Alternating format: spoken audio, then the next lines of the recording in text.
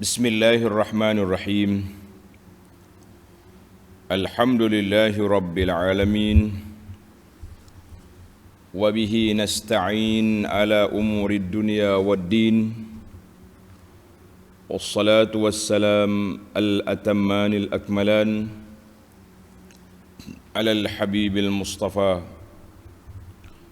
wa nabiyyina al-mujtaba نبينا وحبيبنا وقدوتنا محمد بن عبد الله وعلى آله وصحبه ومن سار على نهجه واهتدى بهديه واستنى بسنته إلى يوم الدين أما بعد.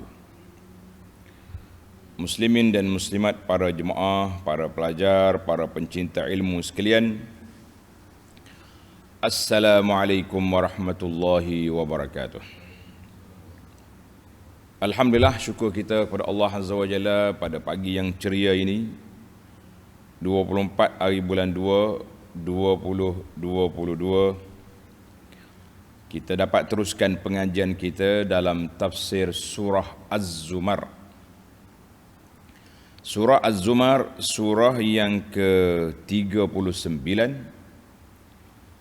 juzuk yang ke-24. Surah 39, juzuk 24. Ayat yang kita akan baca bermula ayat 42. 42, 43, 44, 45. 4 ayat lah. Ayat 42 hingga ayat 45, iaitu Allah Subhanahu wa taala menyatakan kuasa mutlaknya menghidup dan mematikan siapa saja yang dikehendakinya. Tidak ada siapa yang boleh menghalang. Mana-mana orang yang belum sampai ajal dia tidur jelek balik. Yang sudah sampai ajal dia tidur tak jelek-jelek dah, akan mati selalu. Orang panggil tidur tak bangun. Bahasa Kelantan kata tidur tak bangun. Mana tidur tidak ada bangun lagi, kecuali bila sudah masuk dalam kubur baru dia sedar, mati dah aku. Kemudian Allah nyatakan kuasanya dalam bab syafaat, memberi pertolongan pada siapa yang dikehendakinya dan kepada siapa yang diberi keizinan untuk memberi pertolongan kepada orang. Kemudian keadaan orang kafir musyrikin, bila sebut Allah sempit dada, bila sebut berhala celik mata. Ini di antara isi kandungan besar dalam ayat yang kita akan baca ini, insya-Allah. Baik para jemaah sekalian, kita pergi kepada ayat 42. Muka surah bagi jemaah pimpinan Ar-Rahman edisi Jawi, muka surah 1011. A'udzu billahi as-sami'il 'alim minasy syaithanir rajim. الله يتوفى الأنفس حين موتها والتي لم تمت في منامها فيمسك التي قضى عليها الموت ويرسل الأخرى إلى أجل مسمى إن في ذلك لآيات لقوم يتفكرون أم اتخذوا من دون الله شفعاء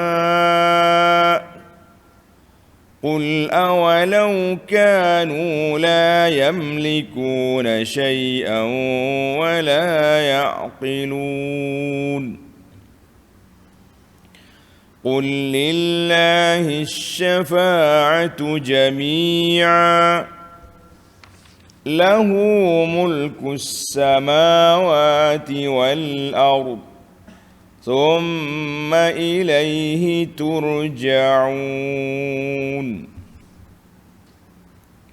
Wa idza dzukirallahu wahdahu ishma'azzat qulubul ladzina la yu'minuna bil akhirah wa idza dzukiral ladzina min dunihi idza hum yastabshirun. Balik kita kepada ayat 42.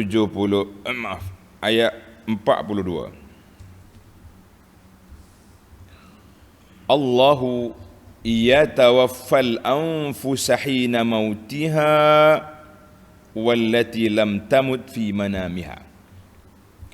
Allah yang menguasai segala-galanya. Allah mengambil dan memisahkan satu-satu jiwa dari badannya.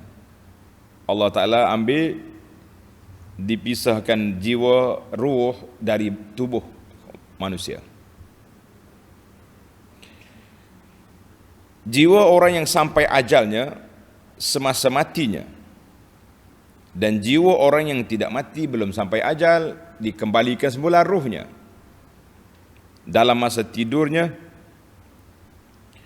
Fayumsiku allati qada 'alaiha al-maut wa yursilul ukhra ila ajalin musamma. Kemudian Allah menahan jiwa orang yang ia menetapkan matinya dan melepaskan balik jiwa yang lain ke badannya sehingga sampai ajalnya yang ditentukan. Inna fi dzalika laayat liqaumin yatafakkarun.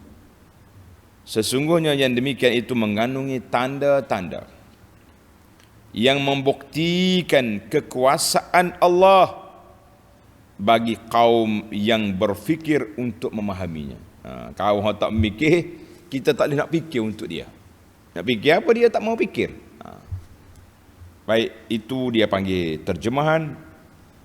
Mari kita tilik tengok pula kepada tafsiran. Allah yatawaffal anfusa hina mautiha. Yakni Allah yatawaffal arwah. Allah Ta'ala matikan ruh ketika tempoh ajal seseorang itu sudah sampai. Bila sampai ajal, ruh berpisah dari jasad. Jasad menjadi sejuk, tak ada apa dah. Tunggu dimasuk, disimpan di dalam tanah. Allahu Akbar. Wallati lam tamut fi manamiha, maknanya orang yang tidur ni dianggap sebagai mati. Dia panggil mati kecil. Tidur mati kecil. Sebab bila kita tidur, kita tak tahu apa dah. Tak tahu, tak ada apa. Kalau ada pun gangguan mimpi-mimpi. Ada mimpi indah, ada mimpi buruk. Dia dua ya, tak boleh lagi lah. Mimpi indah dengan mimpi buruk, kita pun tak tahu yang mana satu. Ada kalau mimpi itu mengigau, takut sana takut sini, macam-macam dia punya mimpi. Allahul musta'an. Baik. Maka ayat yang sama tuan-tuan tanda untuk tadabbur dalam surah Al-An'am ayat 60. Surah Al-An'am ayat 60. Wa huwal ladzi yatawaffakum bil-laili wa ya'lamu ma jarahtum bin-nahar. Yatawaffakum di sini bukan makna mati penuh. Mati tidur. Makna mati kecil itu dianggap seperti tidur, itu dianggap seperti mati. Ila akhiril ayat. Maka fayumsikul lati qada 'alaihal maut fayahbisullahul arwah. Allah Ta'ala tahan lagi roh yang telah dijatuhkan hukuman mati ke atas tuannya, tidak kembali lagi ruh itu ke jasad. Jasad sudah sejuk, jasad tunggu untuk dikebumikan. Wa yursilul ukhra ila ajalin musamma. Allah Ta'ala yang mana hak mana hidup, roh balik, dia pun celak mata. Fata'udu ila ajsadihim. Allah Ta'ala tidak matikan mereka dengan mati yang besar. Maknanya mati itu nisbi saja. Dia tak sedar, dia tak tahu apa yang berlaku, dia relax. Kita kalau boleh tidur tenang tau, duk mikir serabut apa pun, kalau boleh tidur, bismillah, tenang. Sedar-sedar tu, segar. Nah, tapi kalau tak boleh tidur, macam-macam dia fikir. Maka terdapat banyak bacaan-bacaan yang Nabi SAW ajar ketika kita nak tidur. Ingat ni tuan-tuan, waktu nak tidur kita telah diajar oleh Nabi SAW beberapa bacaan.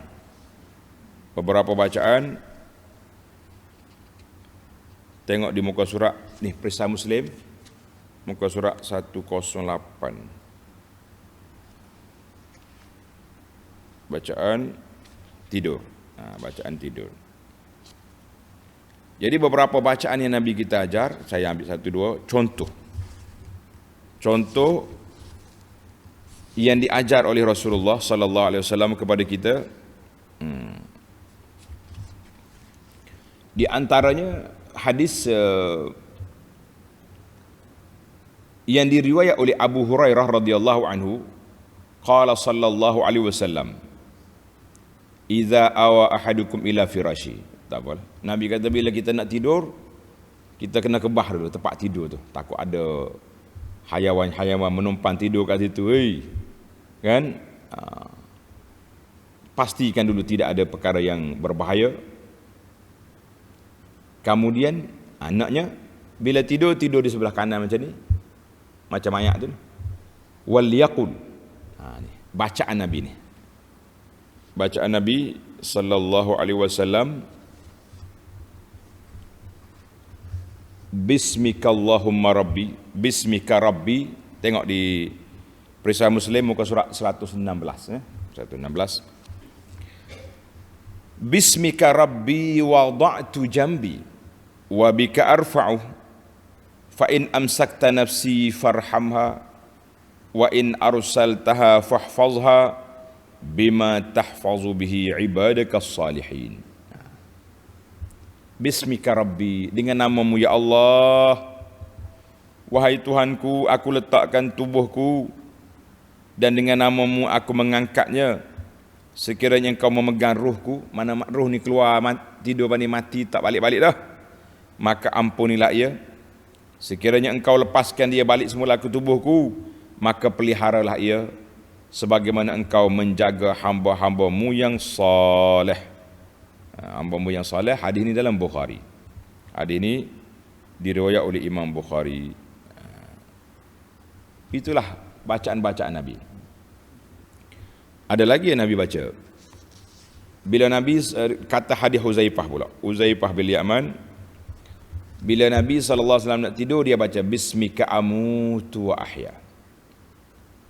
Bismika, ada riwayat Bismika Allahumma amutu wa ahya. Ya Allah, dengan namamu ya Allah aku tidur dan aku nak bangun balik. Ini semua bacaan-bacaan yang diajar oleh Nabi sallallahu alaihi wasallam. Yang pentingnya syahid dalam bacaan Nabi ini sallallahu alaihi wasallam, Nabi beritahu kepada kita, kalau mempegang dah ruh aku, ampunilah. Kalau mau lepas, jagalah dia.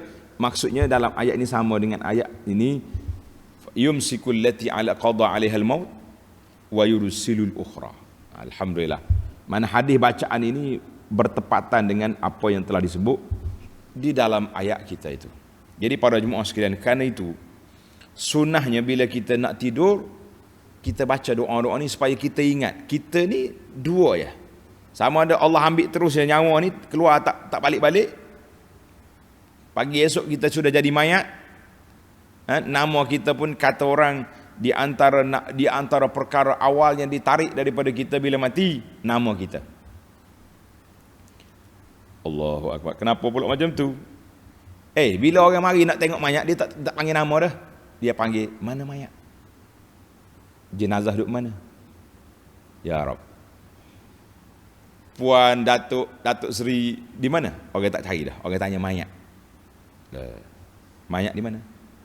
Jenazah. Arwah ni duduk mana? Allah. Habis dah. Nama di antara yang terawal yang telah ditarik oleh orang. Maka Allah Ta'ala di ujung ayat ini Tuhan kata apa? Banyak lagi hadis bacaan, tuan tu tengok dalam Perisai Muslim. Di penghujung bacaan ayat ini Allah kata apa?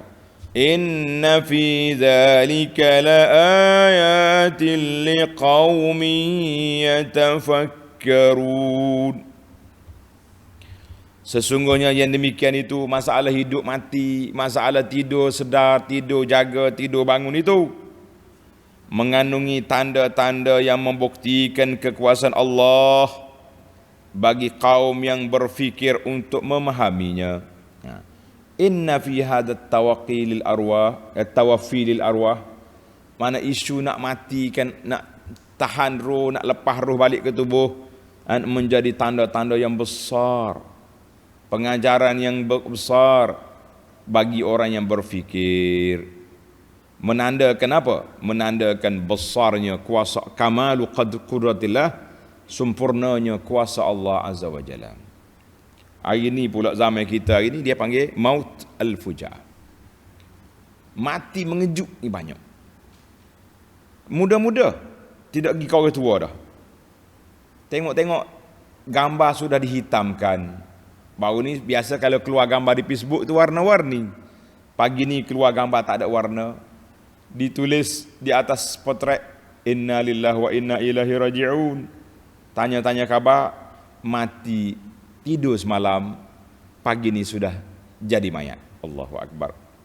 Karena itu para jemaah sekalian, bila kita nak tidur, bacalah ayat-ayat yang telah kita belajar tadi sebagai persiapan untuk mati. Manakala andai kata takdir Allah SWT kita matilah dalam tidur tadi, bermakna kita telah ada persiapan, kita telah buat persiapan bahawa kita nak tidur, kita dah siap.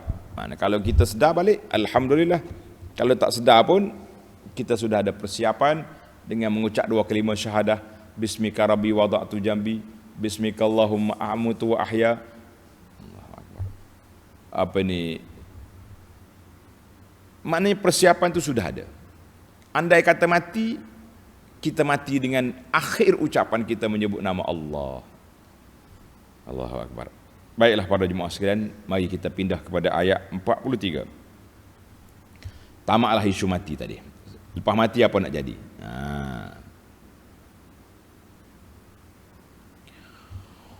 Amittakhadhu min dunillahi syufa'a Qul awalau kanu la yamlikuna syai'an wa la ya'qilun. Patutkah mereka yang musyrik, yang kafir itu mengambil yang lain dari Allah menjadi pemberi syafaat? Bolehkah benda lain nak beri syafaat lain daripada Allah? Tidak. Tanyalah kepada mereka. Mugi tanya dia. Dia kata berhala dia ni, toksih dia ni menjadi perantara di antara dia dengan Tuhan, menjadi orang tengah. Macam kita inilah, kalau kita nak minta kerja apa-apa, kena ada cok tanda tangan orang tengah.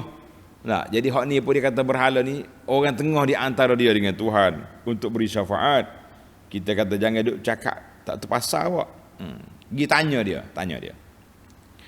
Tanyalah kepada mereka, dapatkah yang lain dari Allah memberi syafaat padahal semuanya tidak berkuasa sedikit pun dan tidak pula mengerti sebarang apa pun? Tanya, tak boleh nak tanya dah. Duk mai kuasa syafaat. Mana ada syafaat? Tidak ada.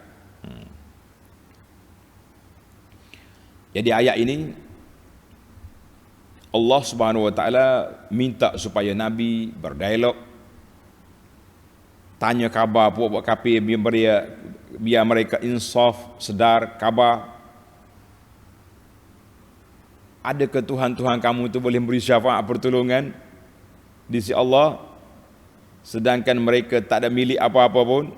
La yamliku wa la yaqilun, akal pun tak ada. Kalau kita boleh tambah lagi, mata pun tak berkelip. Allahu Akbar.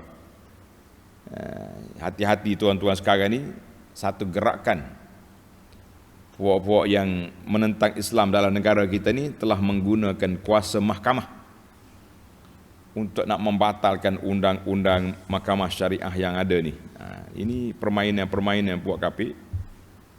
Kalaulah ahli-ahli yang berkuasa dari kalangan umat Islam tidak sedar, tidak satu hati untuk mempertahankan perlembagaan penjajah, tapi kena betul baliklah biar selaras dengan Islam.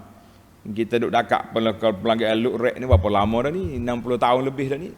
Sekarang ni bila orang attack kita, baru kita nak sedar, baru nak baiki, baru nak pindah, baru nak betul balik. Di saat kekuatan sudah hilang, taring sudah tercabut, baru nak insaf.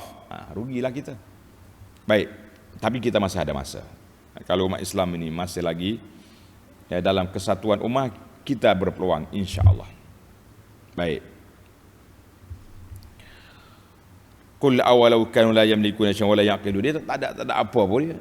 Maka Allah jawab, qul lillahi syafa'atu jami'a. Katakanlah wahai Muhammad sallallahu alaihi wasallam, syafaat itu semuanya hak kepunyaan Allah. Yakni tiada sesiapa pun yang dapat memberi atau beroleh syafaat melainkan dengan izin Allah. Lahu mulkus samawati wal ard.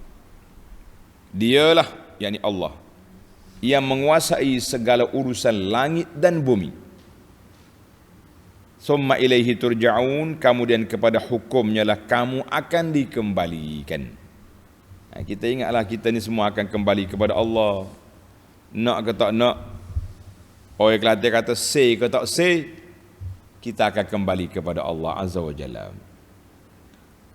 Allah Ta'ala dalam ayat yang lepas ini, munasabah dipanggil, menafikan berhala-berhala, dewa-dewa, sembahan-sembahan orang kafir itu ada kuasa. Tidak. Maka ayat ini Allah kata lillahi syafa'atu jami'an. Semua syafaat itu kuasa mutlak Allah Azza wa Jalla. Jadi semua, kecuali beberapa kumpulan yang Allah izin, mu boleh tolong orang ni, kamu boleh bantu, itu dia. Dalam surah Al-Baqarah yang selalu kita baca, man dzalladzi yashfa'u 'indahu illa biiznih. Siapa yang boleh beri syafaat, insya-Allah Taala tidak ada siapa boleh beri syafaat kecuali dengan izin Allah. Dengan izin Allah boleh. Dalam surah Al-Anbiya ayat 28, wala yashfa'una illa liman irtada. La yashfa'un, tidak boleh memberi syafaat kecuali bagi orang yang Allah Ta'ala redha. Mana tak ada. Satu lagi ayat kalau nak tanda, Suratul Najmi ayat 26. Artinya ayat-ayat ini menunjukkan kepada ada orang yang Allah Ta'ala beri keizinan untuk beri syafaat. Orang yang paling besar, yang terutama sekali dapat memberi syafaat, iaitulah Nabi kita Muhammad sallallahu alaihi wasallam. Dia panggil asy-syafa'atul uzma, pemberi syafaat pertolongan yang paling besar sekali. Itu syafa'atu al-uzma, yang paling besar sekali. Siapa? Rasulullah sallallahu alaihi wasallam. Kemudian para malaikat, kemudian orang mukmin, kemudian orang-orang yang diizinkan oleh Allah Azza wa Jalla. Baiklah para jemaah sekalian, kita pergi kepada ayat terakhir dalam siri ini, perangai PA kerana orang-orang kafir apabila disebut nama Allah. Wa idza dzukirallahu wahdahu ishma'azzat qulubul ladzina la yu'minuna bil akhirah. Dan di antara keburukan orang-orang yang melakukan syirik, orang yang melakukan syirik, apa buruk dia? Apabila disebut nama Allah semata-mata di dalam doa atau sebagainya, Tengok dia punya terjemahan Isma'azzat. Dia kata geli-gelman lah. Ni bahasa Kelantan ni, geli-gelman ni. Mana rasa tak selesa lah. Dengar tu, serabut, stres kata orang sekarang ni. Geli-geleman. Serta liarlah hati mereka yang tidak beriman kepada hari akhirat. Mana bila sebut nama Allah, hati dia resah, serabut, stres. Apa lagi lah sebut lama sakit jiwa dia ni. Sebab apa? Apa Allah ni? Apa Tuhan? Wa idza zukiral ladzina min dunihi idza hum yastabshirun. Dan apabila disebut nama-nama yang mereka sembah dan puja selain dari Allah, mereka dengan serta-merta riang, happy, gembira, melompat. Sebab apa? Kena dengan nafsu, sesuai dengan selera.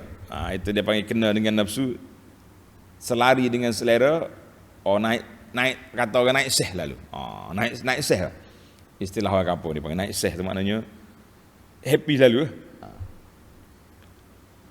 Ayat ini dalam ulama tafsir hurai, wa iza, apabila disebut nama Allah saja, tak sebut nama-nama lain, puak kafir, hati orang kafir cukup geram, berubah muka, benci sangat-sangat kepada tajuk yang dibincangkan itu. Tapi bila disebut nama berhala-berhala dia, suka, happy. Ini bagus, ini toleransi, ini faham suasana situasi, macam-macam lah dia ada tak. Ini toleransi, ini demokrasi, ini apa benda. Kita kena ingat, walaupun negara ini negara Malaysia ini sekular, tapi undang-undang dia letak juga perlembagaan dia tu Islam sebagai agama persekutuan. Mana ada ruang lagi, tapi sekarang ni orang kafir yang telah mencabar undang-undang melalui mahkamah yang ada ini. Jadi orang putih tinggal mahkamah, kita tak pindah mahkamah itu. Sekarang ni kita tersangkut dengan undang-undang yang ada. Bila berlawan, kita kalah. Berebut anak, Islam tak Islam, kalah. Nak tukar agama anak, kalah. Ni puak-puak yang mengaku anak orang Islam, anak-anak perempuan ni bagi saman pula pejabat agama. Macam-macam terjadi sekarang ni. Tuan-tuan dan puan-puan, kita harap celek-celek matalah orang-orang Islam yang ada di tempat menggubalkan undang-undang. Nanti jangan kamu dimurkai oleh Allah Azza wa Jalla apabila satu-satu hak umat Islam dirobek dalam negara tercinta ini. Kita hanya pandai bercakap, boleh menegur, tapi kita tidak ada kuasa. Kuasa kitanya memilih-milih. Lepas kita pilih, dia orang lari, bawa sekali dengan kerusi-kerusi, lompat sana, lompat sini. Kepentingan umat Islam, begitulah sampai hari ini. Baik para jemaah sekalian, itulah ayat yang kita sempat baca, ayat 42 sampai 45. Sekarang ni kita pindah kepada nak mengutip pula. Kena kutip, apakah yang dapat kita ambil daripada ayat yang kita baca ini. Allahu Akbar. Baik, kita pergi kepada faedah yang pertama. Faedah yang pertama, Allahu yatawaffal anfusa hina mautiha. Allah yang menguasai segala-galanya. Allah mengambil dan memisahkan satu-satu jiwa, nyawa dari badannya. Timbul sikit soalan. Celek mata sikit para pentadabbur, para pencatat. Dalam ayat ini Allah sebut Allahu yatawaffa. Allah yang mematikan.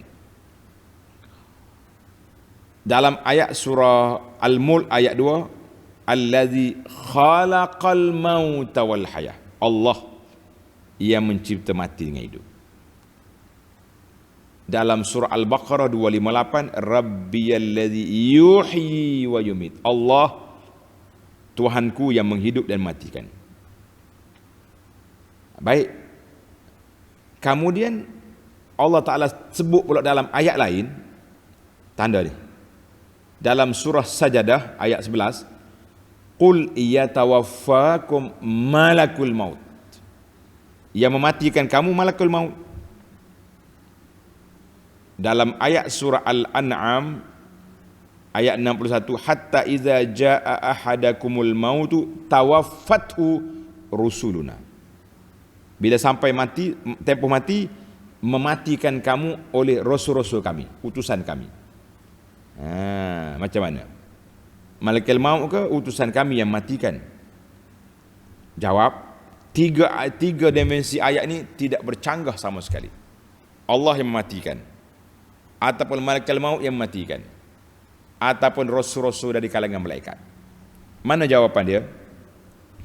Jawapan annal mutawaffi huwa fil haqiqati huwa Allah. Yang menghidup, yang mati ni pada hakikatnya semuanya di bawah kuasa Allah Azza wa Jalla.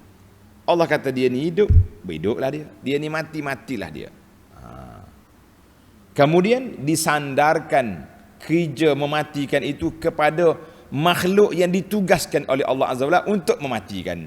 Siapa dia? Dia makhluk itu, nama dia Malakul Maut. Malakul Maut iaitulah ketua malaikat yang mengambil nyawa. Nama dia Malakul Maut. Ustaz tak sebut pun nama Israel. Kata di para pengkaji, Israel itu tidak ada dalam riwayat yang sahih tentang nama Malakul Maut Israel. Tapi bolehlah ada riwayat. Kalau kata Israel tak sudut berkelahi. Maknanya yang penting dalam Quran Tuhan sebut Malakul Maut. Kemudian oleh kerana ruh tu banyak, Malakul Maut ketua kepada apa?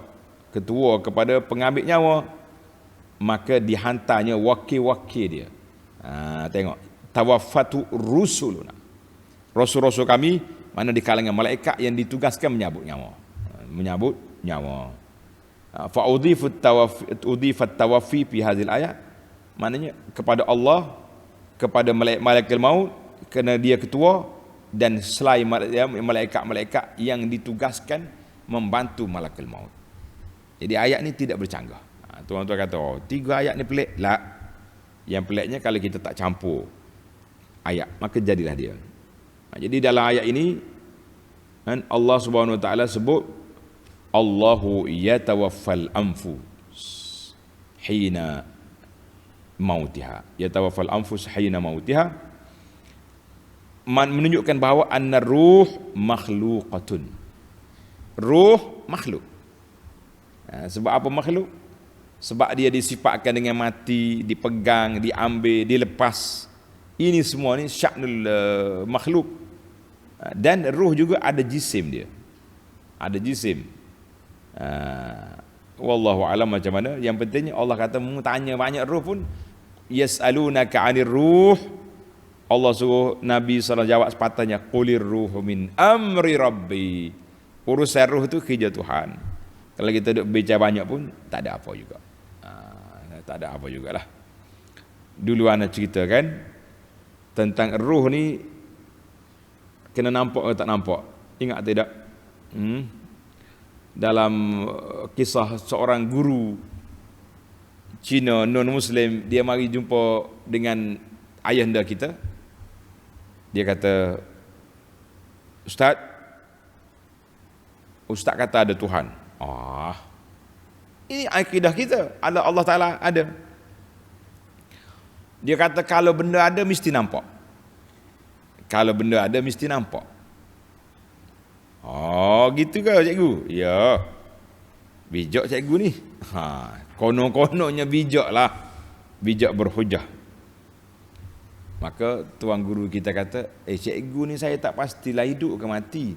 Hidup lah hari ni. Baik, hidup dengan apa cikgu? Dengan ruh. Di mana ruh? Tunjukkan. Sebab cikgu kata kalau ada kena nampak. Di mana ruh? Saya nak pegang, nak tengok. Warna hitam ke merah. Fabu hitam ladzi kafar. Kebingungan dia nak jawab tak boleh. Mana teori dia tu salah. Itulah kita jangan buat. Kita utama sekali yang terlibat dengan zat Allah Ta'ala, jangan sama dengan makhluk. Jadi kita kata kalau Allah tak ada, kena ada. Kalau Allah Ta'ala ada, kena ada. kena mesti berjisik. Lah, itu analogi kekarutan yang kita buat sendiri. Allah ada dengan sifat-sifat dia yang tersendiri. Bagaimana itu sifat Allah? Kita kena beriman dengannya dan kita tak boleh nak korek bagaimana dia. Baiklah. Baik, kita sambung ayat pula. Yang kedua, wallati lam tamut fi manamiha. Mana-mana orang yang tidak mati dalam tidurnya. Dalam ayat ini mengatakan annan nauma wafatun. Mati, tidur itu dianggap seperti mati. Tidur dianggap seperti mati. Dia panggil mati kecil. Mati juga mati kecil, bukan mati besar. Maka bila mati itu ada dua. Yang pertama, yumsiku, hak mana ruh sudah tamat tempoh, dia tak hantar balik ke dunia lagi. Kecuali beberapa isu saja. Tulis tuan-tuan.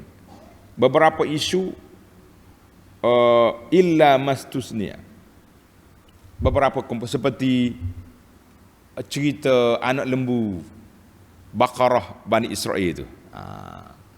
Maknanya dia mati, kemudian ada kes forensik ni kalau kita ada. Maka Allah Ta'ala perintahkan izbahu Baqarah. Bila dipukul dengan salah satu daripada alat anggota lembu tadi, cek dia hidup balik. Satu. Seperti beberapa ramai penduduk sebuah kampung yang lari daripada kampung dia kerana takut mati, Allah Ta'ala matikan mereka semua, kemudian Allah Ta'ala ahyahum, hidup balik. Ana dalam buku yang saya terjemahkan, nama dia Rukun Iman. Rukun Iman. Buku ni boleh didapati dalam islamhouse.com. Jadi kita dah senaraikan beberapa kumpulan yang Allah Ta'ala sebut dalam Al-Quran sebagai tanda keagungan Allah Azza wa Jalla. Benda mati hidup balik. Benda mati hidup balik. Ada beberapa perkara. Kalau saya tak lupa, lama dah buku ni, 8 perkara ke berapa. Nanti kita cek balik dalam kitab. Tuan-tuan boleh ambil dalam kitab islamhouse.com, tekan cari bahasa Malaysia, keluar senarai kita. Menarik, di antaranya burung yang dicincang oleh Ibrahim. Kan burung Nabi Ibrahim dah cincang. Dia letak atas bukit ni sikit-sikit, panggil, mari balik. Adalah beberapa isu yang nyawa sudah tercabut, dihantar balik. Untuk apa?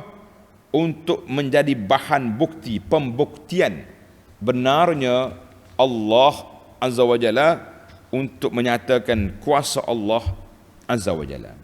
Kuasa Allah Azza wa Jalla. Baik. Kita pergi kepada faedah yang ketiga. Ayat ini Tuhan kata inna fi zalika. Masih lagi ayat 42. Inna fi zalika la ayat. Semua itu yang aku sebut tadi menjadi tanda-tanda bagi orang yang berfikir.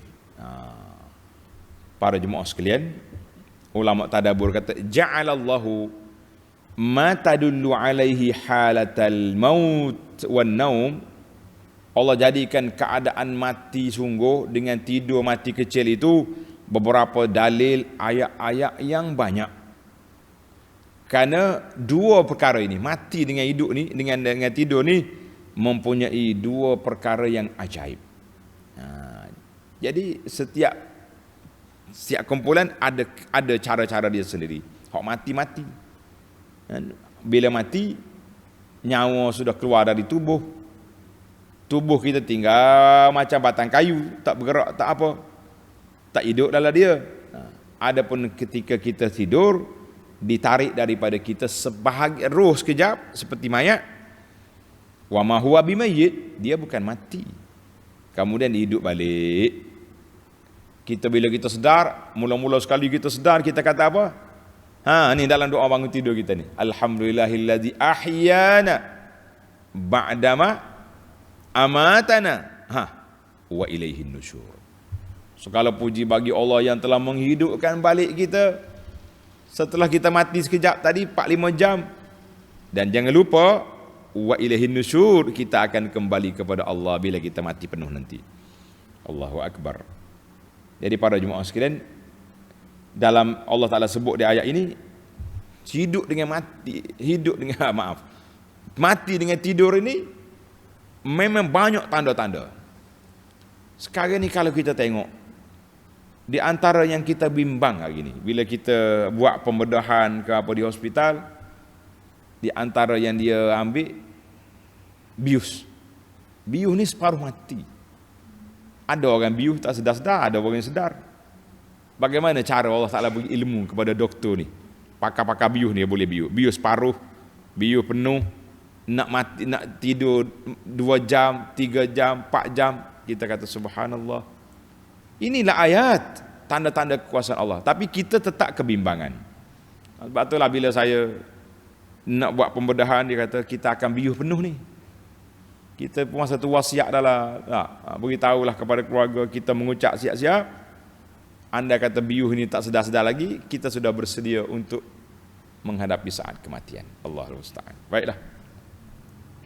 Yang keempat, Allah sebut apa? Qul lillahi syafa'at amittakhadhu min dunillahi syufa'a. Mu nak ambil orang lain daripada Allah sebagai pembela, penolong, pembantu yang memberi syafaat kepada kamu? La. Maka ayat ini Tuhan kata tidak ada syafaat yang memberi syafaat betul-betul siapa? Qul lillahi syafa'ah. Allah Ta'ala saja yang mampu, yang berkuasa memberi syafaat yang penuh kepada kamu. Jangan duk cari benda lain. Nak syafaat tu syafaat ni tidak boleh. Atas dunia ni bolehlah cari tok penghulu, cari JKK, cari ketua kampung. Tapi di akhirat esok nak cari siapa? Tidak ada orang boleh memberi syafaat kecuali orang yang diizinkan oleh Allah Azza wa Jalla. Ada syafaat. Dalam kitab akidah dia tulis, dalam kitab yang saya sebut tadi, kitab rukun iman, kita tulis kategori syafaat yang diizinkan oleh Allah Azza wa Jalla. Syafaat yang paling besar sekali syafaat Nabi sallallahu alaihi wasallam. Kemudian syafaat para malaikat, kemudian syafaat sama-sama orang mukmin. Ada 8 jenis kategori syafaat. Tuan-tuan tengok dalam buku itu ataupun cari dalam YouTube ketika kita syarah kepada kitab-kitab iman, iaitulah tentang syafaat, pertolongan yang Allah izinkan untuk kita. Baik, itu berapa dah? Syafaat itu bagi Allah Azza wa Jalla. Detail syafaat anda tak cerita hari ni. Yang penting syafaat yang paling besar syafaat Nabi sallallahu alaihi wasallam. Baiklah, kita berpindah kepada faedah yang kelima, perangai kafir. Wa idza dzukira alladzina min dunihi, maaf. Ambil ayat awal. Wa idza dzukirallahu wa ma'azat qulubul ladzina la yu'minuna bil akhirah. Jadi bila sebut nama Allah, stres, depression, serabut puak-puak kafir itu. Oh, serabut dia. Bila sebut berhala dia tersengih suka. Itulah perangai orang-orang kafir. Perangai yang sama diikuti oleh siapa? Diikuti oleh munafiqin.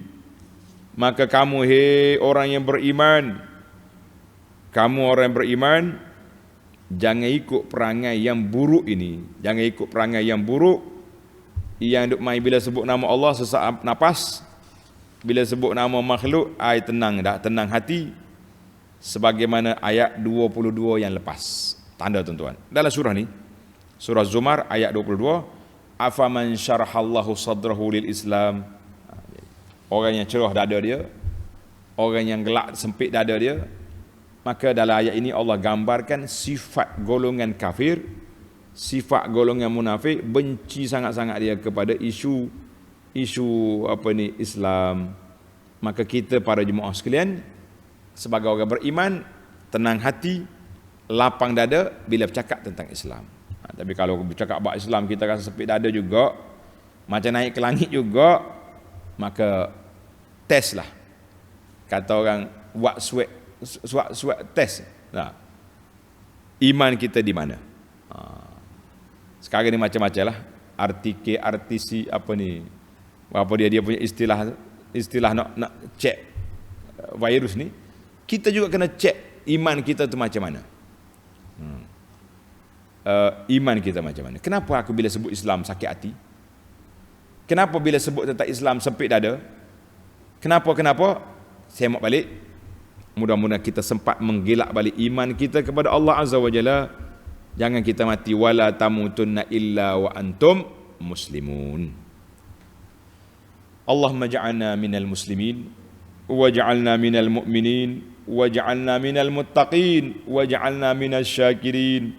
Ya Allah, jadikan kita ni orang Islam yang betul-betul, orang yang mukmin yang beriman sungguh-sungguh, orang yang bertakwa kepadamu ya Allah dalam keadaan tersembunyi dan terang-terang, dan jadikan kami orang yang syukur kepadamu ya Allah ya Rabbal Alamin. Para jemaah sekalian, tamatlah 5 petikan faedah. InsyaAllah kita akan sambung lagi dalam siri yang akan datang, ayat 46. Subhanakallahumma wa bihamdika asyhadu an la ilaha illa anta astaghfiruka wa atubu ilaik. Wa sallallahu ala nabiyyina Muhammadin wa ala alihi wa sahbihi ajma'in. Walhamdulillahi rabbil alamin. Wassalamu alaikum warahmatullahi wabarakatuh.